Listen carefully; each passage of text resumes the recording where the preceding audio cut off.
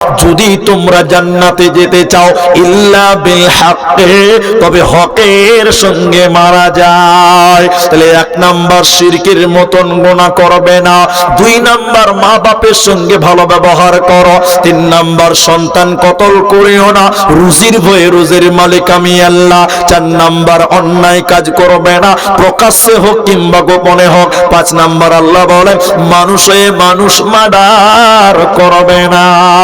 আল্লাহ তাবারাক ওয়া তাআলা বলেন যদি তোমরা জান্নাতে যাবে শুনে নাও, ওয়ালা তাকরাবু মালাল ইয়াতীম, এতিমের মালের নিকটেও যাবে না। এতিম ভাতিজা আছে, ভাতিজা মানে আপনার ভাই নাই, মারা গেছে, আপনার ভাবিটা ছেলেটাকে ছেড়ে চলে গেছে। আপনার এতিম ভাতিজা মানে আপনার ভাই 2 কাঠা জায়গা কিনেছিল, 2 বিঘা জায়গা কিনেছিল, ভাতিজার বাপ নাই মানে আপনার ভাই নেই, ভাবি নেই। এখন আপনি ভাতিজাকে গোছে নিয়েছেন কেন? ওই 2 বিঘা জায়গার জন্য, জায়গাটার লোভে ছেলেটাকে মানুষ করছেন। আল্লাহর কোরআন বলছে না, যতদিন পর্যন্ত ভাতিজা সাবালক না হবে অতদিন পর্যন্ত তুমি তার ওই মালটাকে আমানত রক্ষাকারী হয়ে যাও। খবরদার ভাতিজার মালের প্রতি তুমি লোভ করিও না। এখন অনেক মুসলমান আছে সুযোগে সদ্ব্যবহার করে, ভাতিজাকে নিয়ে নিল, লেখাপড়া করাচ্ছে, আস্তে আস্তে তার জমিগুলো বিক্রি করে করে করে করে ফকির বানিয়ে দিচ্ছে। ঠিক কিনা জুড়ে বলুন।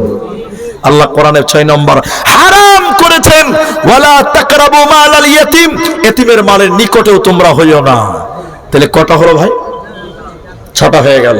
7 নম্বর আল্লাহ মুসলমানের রক্তকে হারাম করে দিলাম, মারামারি হানাহানি নয়। তাই আল্লাহ বলেন মানুষে মানুষ মার্ডার তোমরা করবে না, ইল্লা বিল হকি, তবে হকের সঙ্গে মারা যায়। হকের সঙ্গে 3 জনকে মারা যায়। সবাই বলুন কজনকে মারা যায়? বললাম 3 জনকে মারা যায়। 1, বিয়ে করার পর যদি কেউ জিনা করে, ব্যভিচার করে, ইসলামিক রাষ্ট্র যদি হয় তাহলে তাকে হত্যা করা যাবে, রজম করতে হবে। কিন্তু এই দেশে চলবে না, কারণ এটা ইসলামিক রাষ্ট্র নয়। কথা পরিষ্কার। 2, কেউ যদি অস্বীকার করে, ইসলাম থেকে খারিজ হয়ে যে কোরআনের বিরুদ্ধে উল্টা পাল্টা বলে, ইসলামিক রাষ্ট্র হলে তাহলে তাকে ফাঁসিতে ঝুলানো যাবে। 3 নাম্বার শুনেলেন হত্যার বদলে হত্যা। আমি দোগাছিতে জালসায় এলাম, কেউ আমাকে অন্যায়ভাবে মার্ডার করলো, আমার পরিবার বলছে আমরাও মার্ডার করব। বাংলাতে বলে প্রতিশোধ, উর্দুতে হিন্দিতে বলে বদলা, কোরআনের ভাষায় বলা হয়েছে কিসাস। হত্যার বদলে হত্যা করা যায়। তাহলে আল্লাহ 5 নাম্বার বলেন মানুষ হয়ে মানুষ মার্ডার করবি না, যদি তোমরা জান্নাতে যেতে চাও ইল্লা বিল হকে, তবে হকের সঙ্গে মারা যায়। তাহলে 1 নাম্বার শিরকের মতন গুনাহ করবে না, 2 নাম্বার মা বাপের সঙ্গে ভালো ব্যবহার করো, 3 নাম্বার সন্তান কতল করিও না, রুজির ভয়ে, রুজির মালিক আমি আল্লাহ। 4 নাম্বার অন্যায় কাজ করবে না, প্রকাশ্যে হোক কিংবা গোপনে হোক। 5 নাম্বার আল্লাহ বলেন মানুষ হয়ে মানুষ মার্ডার করবে না। আল্লাহ তাবারাক ওয়া তাআলা বলেন যদি তোমরা জান্নাতে যাবে শুনে নাও, ওয়ালা তাকরাবু মালাল ইয়াতীম, এতিমের মালের নিকটেও যাবে না।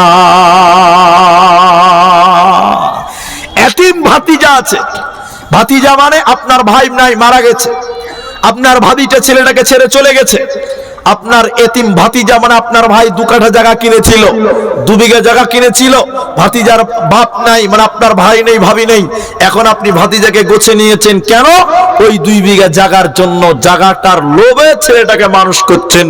আল্লাহর কোরআন বলছে না, যতদিন পর্যন্ত ভাতিজা সাবালক না হবে অতদিন পর্যন্ত তুমি তার ওই মালটাকে আমানত রক্ষাকারী হয়ে যাও।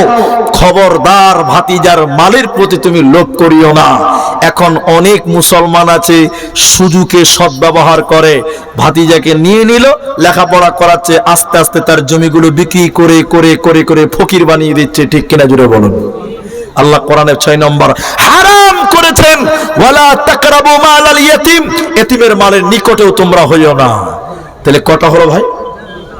6টা হয়ে গেল। 7 নম্বর আল্লাহ